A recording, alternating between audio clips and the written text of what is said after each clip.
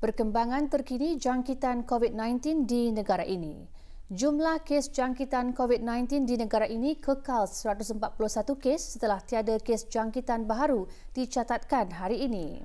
Perkara tersebut dikongsikan oleh Yang Berhormat Datuk Seri Setia Dr. Awang Haji Muhammad Isham bin Haji Jaafar, Menteri Kesihatan pada sidang media perkembangan terkini situasi jangkitan COVID-19 petang tadi.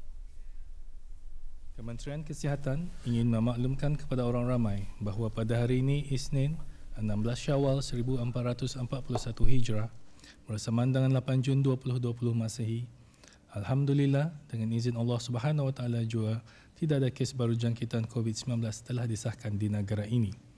Ini bermakna jumlah keseluruhan kes COVID-19 di negara ini kekal seramai 141 orang, manakala jumlah kes yang telah sembuh ialah seramai 138 orang. Pada masa ini, hanya satu kes aktif masih dirawat di Pusat Pengasingan Kebangsaan. Beliau masih dalam keadaan kritikal dan memerlukan bantuan mesin tambahan, hadlang mesin ataupun ECMO dan mesin pernafasan. Marilah kita sama-sama mendoakan semoga Allah Subhanahu Wa Taala memberikan kesihatan yang sepenuhnya kepada beliau. Amin, amin, ya Rabbal Alamin.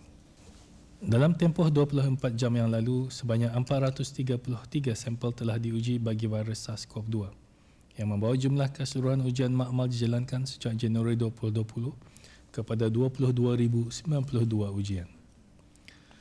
Berikutan makluman mengenai Bru Health App, alhamdulillah setakat ini sejumlah 281,969 pengguna telah memuat turun aplikasi tersebut, manakala seramai 355,402 orang yang mendaftar kepada aplikasi tersebut dan sejumlah 6,212 syarikat dan premis juga telah mendaftar kepada aplikasi itu. Kementerian Kesihatan ingin memaklumkan kepada para pesakit dan pelawat-pelawat untuk mengimbas kod QR Bru Health yang terdapat di tempat-tempat masuk setiap hospital dan pusat-pusat kesihatan, termasuklah tempat masuk di setiap perkhidmatan seperti klinik, ward, farmasi dan sebagainya. Pelawat bolehlah menggunakan borang akaun kesihatan jika masih tidak dapat menggunakan aplikasi Bru Health melalui telefon bimbit ataupun laman sesawang healthinfo.gov.bn. Pengguna Bru Health yang mempunyai kod merah hanya akan dibenarkan masuk jika mereka adalah pesakit-pesakit yang hendak berjumpa dengan doktor untuk konsultasi ataupun untuk mendapatkan rawatan di hospital-hospital dan pusat-pusat kesihatan. Manakala bagi pelawat-pelawat, hanya mereka yang mempunyai kod warna hijau dan kuning sahaja yang akan dibenarkan melawat pesakit-pesakit di ward-ward hospital. Tujuan semua pesakit dan pelawat dikehendaki untuk mengimbas kod QR Bru Health di hospital dan pusat-pusat kesihatan ini adalah untuk bagi memudahkan pengesanan kontak atau kontak tracing dan bagi memastikan mereka yang mempunyai kod merah atau biru tidak mengunjungi mana-mana pesakit yang dirawat di dalam ward. Berhubung dengan 2 kes positif yang dilaporkan di Malaysia baru-baru ini, Kementerian Kesihatan mengesahkan bahawa pada masa ini penyiasatan mengenai kedua kes ini sedang dijalankan, di mana pengesanan kontak telah mengenal pasti mereka yang berhubungan dengan kes-kes tersebut. Kesemua kontak kes telah diarahkan untuk menjalani ujian makmal SARS-CoV-2 dan menjalani kuarantin selama 14 hari. Setakat ini, seramai 113 orang telah dikuarantin. 2 orang rakyat Malaysia didapati positif COVID-19 selepas keluar dari negara ini. Yang Berhormat Datuk Seri Setia Dr. Awang Haji Muhammad Isham bin Haji Jaafar, Menteri Kesihatan menjelaskan kit ujian yang digunakan di Malaysia adalah hampir sama dengan kit ujian yang ada di negara ini. Oleh yang demikian, Menteri Kesihatan terus mengingatkan orang ramai untuk sentiasa berwaspada dan memainkan tanggungjawab masing-masing dalam penjarakan sosial dan perkumpulan yang tidak penting dan dilarang. 2 orang pesakit tersebut adalah 2 orang Malaysia, rakyat Malaysia. Seorang daripadanya berada di Brunei sejak Februari tahun ini untuk mengadakan attachment di Brunei selama 3 bulan dan baru balik. Dan seorang itu petugas bekerja di sinilah buat sekian lama dan sudah tamat perkhidmatan dan balik semula ke Malaysia. Jadi bila dorang balik ke Malaysia, didapati bila swab dorang tu is positif lah. And dorang pun the method of test kitnya it's exactly the same like us, menggunakan PCR. So with this PCR is very sensitive in detecting the virus. Okay, agaknya seperti dinyatakan sebelum ia dah dapat membezakan yang hidup atau yang virus dah mati lah. Jadi apa yang didapati from the hubungan kita ni dengan orang Malaysia, kementerian di sana mendapati it can be still an old infection, they can still have it here lah, but it's more than a month ago or so lah. Okay, sebab what we call the CT ratio is quite high. Walau bagaimanapun, the risk of them getting it here is still there. Sebab itu tani sentiasa berwaspada lah. Walaupun tani lebih sebulan sudah ada kes kosong, Kementerian Kesihatan masih terus mengingatkan orang ramai lah of our responsibility, terutama sekali dalam penjarakan sosial lah. Dan perkumpulan-perkumpulan yang penting itu dilarang. Jadi kekhawatiran itu memang ada. Jadi kalau orang ramai, terutama yang berisiko, kalau akan berjalan-jalan, cuma kalau ia perlu saja, dan kalau really necessary, they should dinasihatkanlah memakai mask. From the discussion with Ministry of Health di Malaysia, didapati sakit ini usulnya lama sudah dijangkiti lah, because the CT value is very high, CT threshold. Jadi CT threshold ini is what we call cycle threshold for the virus to replicate kan tau. Jadi kalau ia 30 ke atas, usually it tells you it's an old infection, and their value is way more than 30 lah. So what we important now, yang penting sekali dan mustahak ialah mengkontak siapa yang dorang hubungi di sinilah, yang attachment itu we find who are they close with, tinggal sama siapa juga, dan cuma tu yang baru menamatkan tempoh perkhidmatannya di sini tu. So contact tracing is the essence of it lah. So hopefully next 24 to 48 hours we'll complete the contact tracing and with the swabbing, and from there we will know if there is a spread or limited spread within their contacts. Kementerian Kesihatan terus menjalankan ujian saringan COVID-19 bagi memastikan penularan wabak tersebut di negara ini adalah terhad atau tidak ada sama sekali sebelum pengurangan langkah-langkah penjarakan sosial yang seterusnya dilaksanakan. Sebelum ini tani ada membuat beberapa saringan lah, and still doing some saringan, because Kementerian Kesihatan also percaya there must be some case that we've missed before we close the border.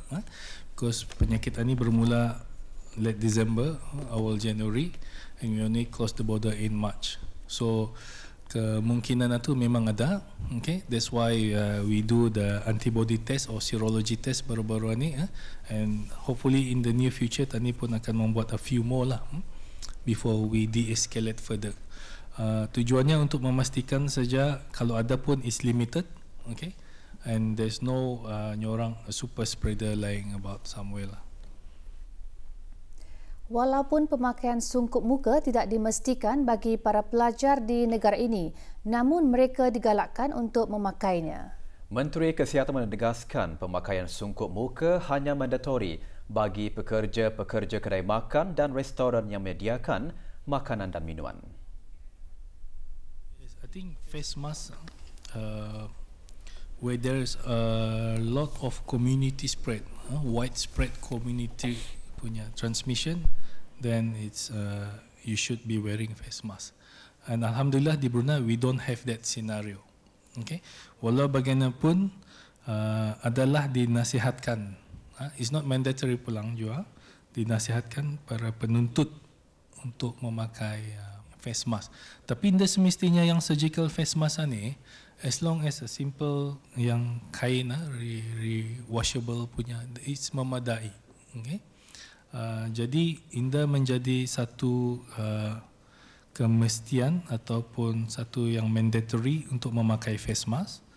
terutama sekali bagi penuntut, walau bagaimanapun adalah dinasihatkanlah untuk mereka memakainya. Lebih-lebih lagi face shield itu definitely not mandatory. Itu if you want added benefit, it's up to you, but we will not make it mandatory.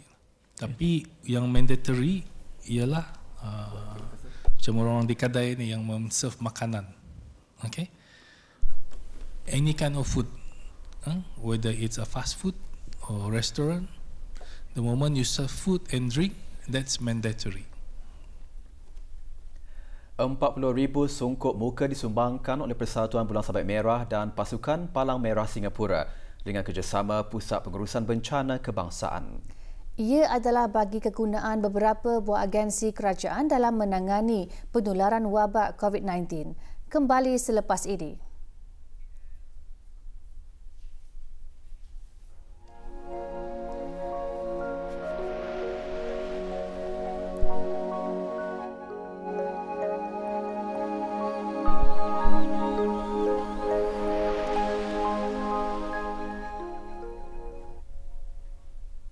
Kesejahteraan petugas barisan hadapan adalah sangat penting dan menjadi keutamaan di negara ini. Dalam sama-sama menyokong usaha membendung penularan wabak COVID-19, Persatuan Bulan Sabit Merah dan Pasukan Palang Merah Singapura dengan kerjasama Pusat Pengurusan Bencana Kebangsaan menyumbangkan 40,000 keping sungkup muka kepada beberapa buah agensi kerajaan. Majlis berlangsung pagi tadi di Ibu Pejabat Kebangsaan Persatuan Bulan Sabit Merah. Sumbangan disempurnakan oleh Awang Muhammad Amir Hairil bin Haji Mahmud, Setiausaha Tetap Keselamatan, Kesejahteraan dan Undang-Undang Kementerian Hal Ehwal Dalam Negeri. Agensi kerajaan terbabit antaranya Kementerian Hal Ehwal Dalam Negeri, Angkatan Bersenjata di Raja Brunei, Pasukan Polis di Raja Brunei, Jabatan Bomba dan Penyelamat serta Jabatan Penerbangan Awam. Penyampaian sumbangan tersebut adalah merupakan salah satu inisiatif Persatuan Bulan Sabit Merah Negara Brunei Darussalam untuk memastikan para petugas barisan hadapan akan sentiasa melindungi diri mereka dari wabak COVID-19 semasa menjalankan tugas dan berdepan dengan masyarakat umum sebagai langkah berjaga-jaga dan waspada.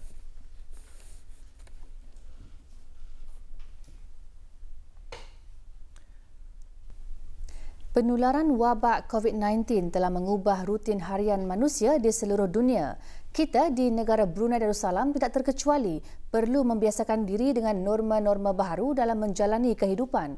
Ini termasuk majlis-majlis keramaian seperti majlis perkahwinan. Jika sebelum COVID-19 berlaku, majlis-majlis pernikahan diadakan di masjid-masjid atau rumah-rumah kediaman, namun kini ia diadakan secara sederhana sahaja dan mengikut garis panduan yang telah ditetapkan. Semua majlis pernikahan diadakan di Mahkamah Rendah Syariah di keempat-empat daerah. Berdasarkan statistik Mahkamah Syariah Bandar Seri Begawan, 276 pasangan di seluruh negara melangsungkan majlis pernikahan setakat hari ini sejak Mahkamah Syariah membenarkan untuk mengadakan majlis pernikahan bermula 28 Mac lalu. Daerah Brunei dan Muar merekodkan 186 pasangan melangsungkan pernikahan, 32 pasangan di daerah Tutong, 47 pasangan di daerah Belait dan di daerah Temburong pula merekodkan 11 pasangan. Di Mahkamah Syariah Bandar Seri Begawan, majlis akad nikah berlangsung mengikut garis panduan Kementerian Kesihatan dan mematuhi tata cara dan peraturan-peraturan yang telah ditetapkan termasuk menjaga jarak sosial. Ialah menghadapkan borang permohonan nikah yang lengkap terlebih dahulu mengikut daerah di mana mereka bermustautinlah. Hendaklah mematuhi garis panduan yang telah ditetapkan oleh pihak Kementerian Kesihatan dan juga hendaklah mematuhi tata cara ataupun peraturan-peraturan yang telah ditetapkan oleh pihak Mahkamah Syariah. Dan nasihat juga kepada pasangan yang ingin bernikah di Mahkamah Syariah, yang paling penting tahap kesihatan kita itulah. Majlis berlangsung secara sederhana dan hanya dihadiri oleh juru nikah, pengantin lelaki dan perempuan, seorang wali, 2 orang saksi, 2 orang ahli keluarga bagi kedua-dua belah pihak dan berlangsung tidak melebihi 20 minit. Alhamdulillah. Saya terima nikahnya Farah Fatin binti Awang Yusof dengan mas kahwinnya sebanyak RM300 tunai. Alhamdulillah, jelas tuan Alhamdulillah, jadinya pada hari ini beberapa pasangan pengantin yang ditemui yang mengambil keputusan meneruskan majlis pernikahan mereka pada musim COVID-19 ini melahirkan rasa syukur urusan mereka dipermudahkan. Masa pendaftaran buka, kami terus uruskan segala dokumen-dokumen. Selepas itu, Ndabatah kami tunggu dalam masa 2 minggu diberikan arahan daripada mahkamah untuk mengambil surat kebenaran, terus ditentukan masa slot untuk kami nikah di sini. Jadinya dalam masa sebulan lah saja. Pernikahan yang diadakan di Mahkamah Syariah ini is quite simple saja, terhad kepada 10 orang saja, termasuk segala juru nikah dan ahli-ahli keluarga. Tetapi alhamdulillah semuanya simple dan lebih senang diuruskan lah. Dia juga berapa lama benar dalam masa dia juga sampai sebulan lah prosesnya tu. Jatuh. Pasal kami pun tarikhnya tu macam kami guna urgent kan. So, dalam prosesnya sini sekejap lah. Alhamdulillah sinsan pasal COVID ini juga dan orang terhad lah, perhimpunan terhad, lepas tu macam perbelanjaan pun saya budget lah. Mahkamah Syariah menetapkan majlis pernikahan di daerah Brunei Muara dan daerah Temburong pada waktu bekerja. Sementara di daerah Tutong, majlis pernikahan diadakan pada setiap hari Khamis dan Sabtu sebelah pagi sahaja, manakala majlis pernikahan di daerah Belait diadakan setiap hari Khamis dan Sabtu waktu pagi dan petang. Kesemua majlis pernikahan diadakan di Mahkamah Rendah Syariah di daerah masing-masing.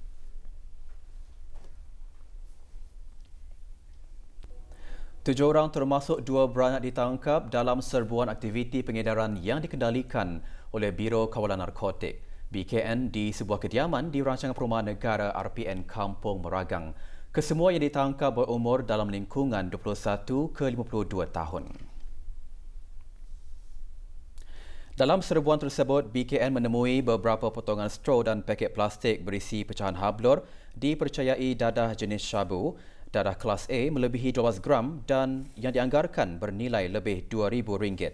Turut dirampas beberapa alat perkakas yang dipercayai digunakan untuk menghisap dadah dan sejumlah wang tunai tempatan dalam anggaran melebihi RM1,000 yang dipercayai hasil daripada aktiviti pengedaran dadah. Kes tangkapan tersebut masih di dalam siasatan di bawah kesalahan seperti berikut.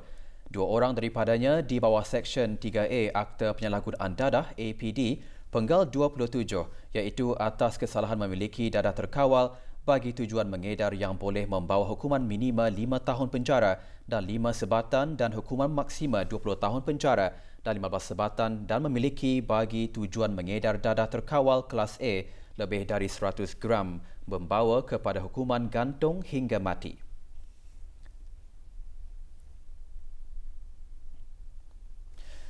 Dua orang lagi di bawah Seksyen 6-A APD Penggal 27, iaitu atas kesalahan memiliki dadah terkawal yang boleh membawa hukuman penjara sehingga tempoh 10 tahun atau denda RM20,000 atau kedua-duanya. Kesemuanya di bawah Seksyen 6-B APD Penggal 27, iaitu atas kesalahan memakan dadah terkawal yang boleh membawa hukuman penjara sehingga tempoh 10 tahun atau denda RM20,000 atau kedua-duanya.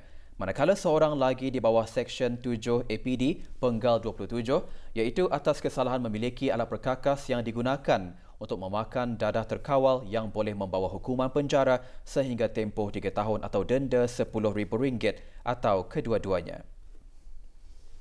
Bagi sebarang maklumat berhubung kegiatan penyalahgunaan dadah, hubungi talian 244-8877 waktu pejabat atau hotline 8777-444 selepas waktu pejabat atau email ke ncb@narcotics.gov.bn.